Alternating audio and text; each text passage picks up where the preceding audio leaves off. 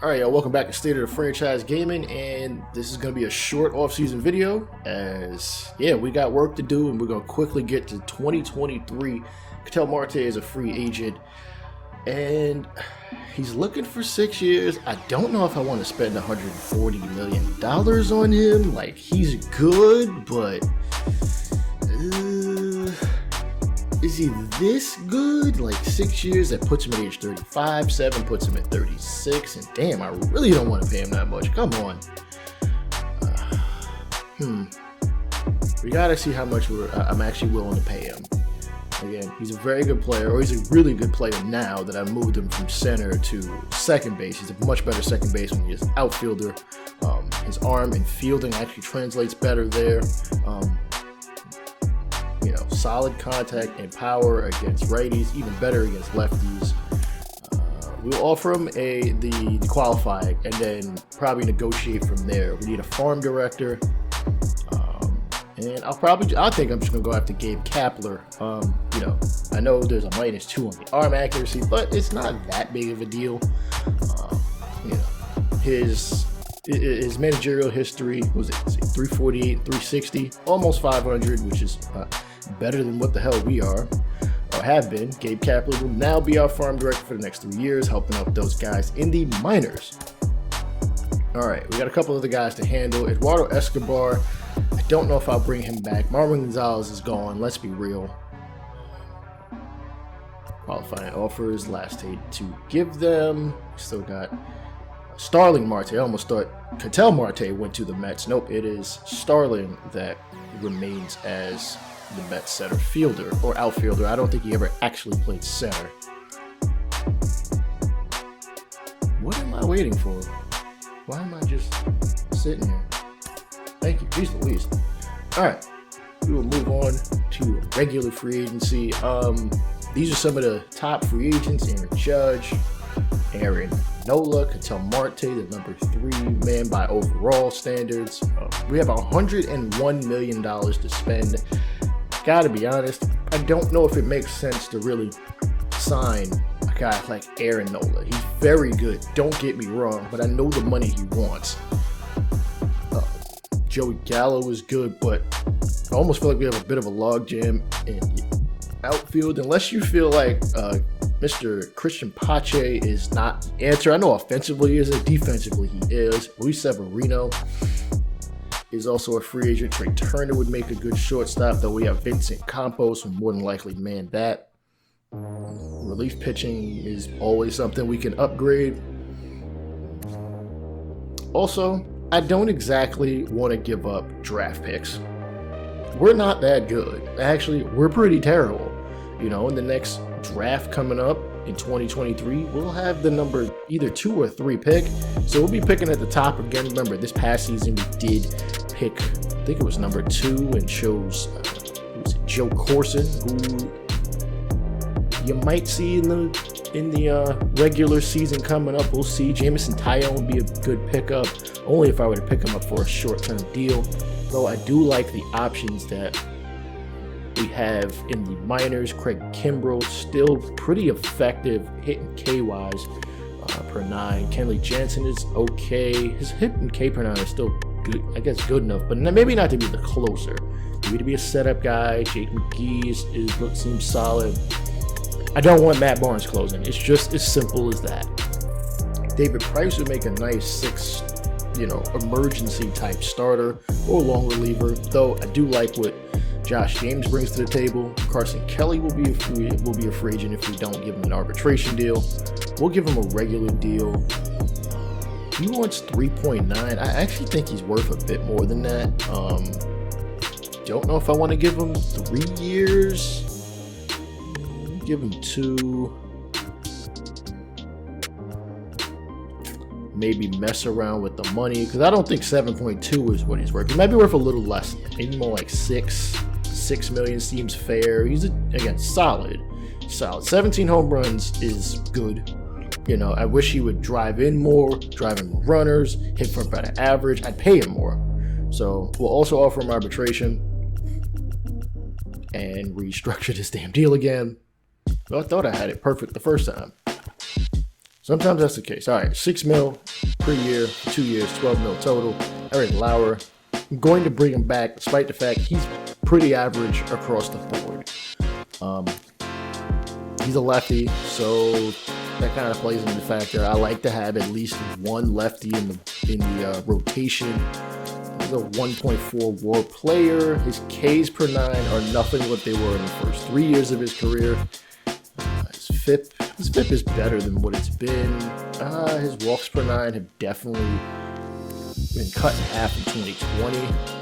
Home runs per 9, he's hovered around the same area, about 1.2. And all right, Josh James, again, he got one start last season. It was actually in a game that I had the footage for, and yet it got screwed up. I will keep him because he's a good long reliever. He throws hard, while his ERA leaves a lot to be desired. And we don't really pay that much attention to win-loss record. He is still pretty good. You know, if I need an emergency start, Yohan Lopez at 30 years old, we'll give him an arbitration deal. Same thing with Eric Lauer, $1.6 million. I'm not going to sweat that much money. We have 100 to work with in total. I will backload this contract, I think, at a 3-year deal for 14. Again, solid player. He does have room to grow. And all of these tender contracts, I am just going to skip by them because you know that's the longest part of an MLB the Show offseason. You will sit there and do every guy from the top of your major leagues all the way down to the single A players. Aroldis Chapman, we will give a free agent offer to. He still has very high hitting K per 9. His walk per 9 leave a lot to be desired, but he's still a hard thrower at the age of 35. I even think that 99 is a lie. I think, you know, in the grand scheme of things, he probably throws at like 105 velocity. Jason Kraft was also in the free agent pool, 19 years old. I believe he was a draftee, and whatever team drafted him didn't sign him. Ketel Marte, we will continue to negotiate with him because I don't want to lose him. While the draft pick could be fine, we need some stabilizing presence, and he has been that each of the past 2 seasons, and I want to continue that for the next couple years. So if I gotta pay him almost $25 million a year for either 3 or 4 years, if I can make up my mind, we'll do it. How much we pay? 95, 96, front loaded. Yes, definitely front loaded because even at keep him till age 33, and 4 years, 95 million. I think that's fair. Hopefully we can build around him. Aroldis Chapman does sign with us. 2 years, $16 million, $8 million per year. Hopefully he can be the guy that shuts the door down late in games, unlike what he's been doing in real life at this point in time. These are all the guys I've re-signed, minor leaguers, guys with arbitration, things of that nature. I'm not going to bore you guys with the details of that. There are a couple of guys I do want to change positions, one of which being William Dolly. He is a starter, but I'm going to move him to reliever because his hit per 9 is at 81. His K per 9 is terrible, but it is what it is. Chad Green and Seth Lugo both signed, one with the Blue Jays, the other with the Nationals. Aaron Judge is still out there, and I don't think I'm going to beat a 10-year, $308 million deal. Also, I am not giving him a deal till he's 40. Unless, unless I really thought that his regression wouldn't be harsh. And in this game, older guys get very harsh regression, as you go on in franchise. So it is what it is. Sonny Gray is a solid arm. I wouldn't mind signing. He's got a good repertoire of pitches, and he'll just re-sign with the Phillies. I'm just not willing to give him $27 million a year at 33 to be all right, and then not have the offensive run capacity to really, do him justice. So some other guys we've re-signed. Jimmy Middleton, you saw in the AA playoffs. Ketel Marte does officially re-sign with us. So does Carson Kelly, Christian Pache. Somebody tell me what the actual pronunciation of that is. Joey Murray does re-sign, 2 years, $1.2 million. He'll probably spend some time in the minors, depending on how things play out in roster construction. Aaron Nola will go to the Yankees and be the number 2 guy right behind Garrett Cole. That is disgusting. So is Aaron Judge in a Braves uniform. age 30, 97 overall. He is going to be, I just get the feeling he's going to get cut like at year 6 or 7. Granted, the Braves will probably just have to eat that contract. He'll more than likely just be in the minors the last 3 years of that contract, unless they find something a lot better, which CPU is going to do. Jameson Taillon goes to the Rays. Michael Norwood to the Diamondbacks. I signed him as a starter. He's a young guy. I tend to pick up a lot of young guys in the free agent pool. They're usually guys that don't get signed by the drafting teams, so why not? I might as well put them in our farm system. All right, we moved on. Not too far from Thanksgiving. Still got a couple guys available. Kirby Yates is an option. Don't know if I'll sign him because I know he'll probably want like 10 mil. Colton Wong plays second, but Ketel Marte is going to hold down second. I'm not going to sign him. Jose Abreu looks like he could give us a solid 1 year at first. I don't know. I'm kind of in between signing either vets to hold positions down for younger guys to stay in minors and actually just letting those guys just come up and play. And as you saw last year, I signed a bunch of young guys, Adrian Paul and Stephon Carrasco. You see some of the free agent deals being signed. Colton Wong to the White Sox. Byron Buxton to the Astros. That's big. But, that's the way things go sometimes in the offseason. Sometimes you want to, let guys rock out. Sometimes you got to, curb them. You got to put them down in the minors and let them grow. You saw Adrian Paul in the AA playoffs. Brad Hand, 2 years, $31.6 mil. Stephon Carrasco, I believe, was also in AA. So we'll see how those guys play out. Oh, my goodness. Joey Gallo is coming to the Giants. Great, another guy I have to eventually pitch around. He had an off year and really still got a big contract. That's amazing. All right, non-tender or any contracts that were not renewed will become free agents. Josh Bell, 4 years, $90 million. I did contemplate signing him. Probably should have given the numbers he put up last year. 320, 30 home runs, 80 RBIs.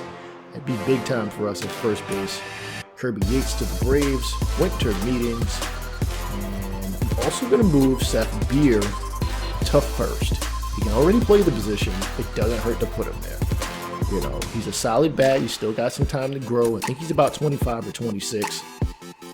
I would rather grow guys organically, and even if it means another crap year.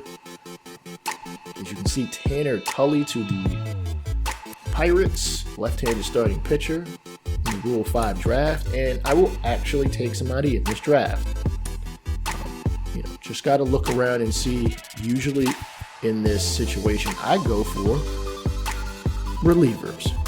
Here's one, Andres Munoz, 3 pitches, fastball, slider, 4-seamer, 99, 98, 95, all respectively.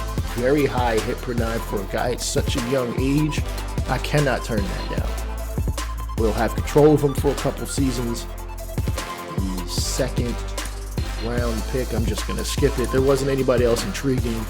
And we skipped straight to February as nothing else happened. I didn't trade for anybody. Yohan Lopez gets his arbitration hearing and wins. And with that being said, the very next episode will be a combination of we'll go over some of the positions I'll have battled out or simmed through in spring training. 4th starter, 5th starter, 3rd base, and maybe like a couple backup positions. But with that being said, the next episode will be both the end of spring training and opening day. Peace out.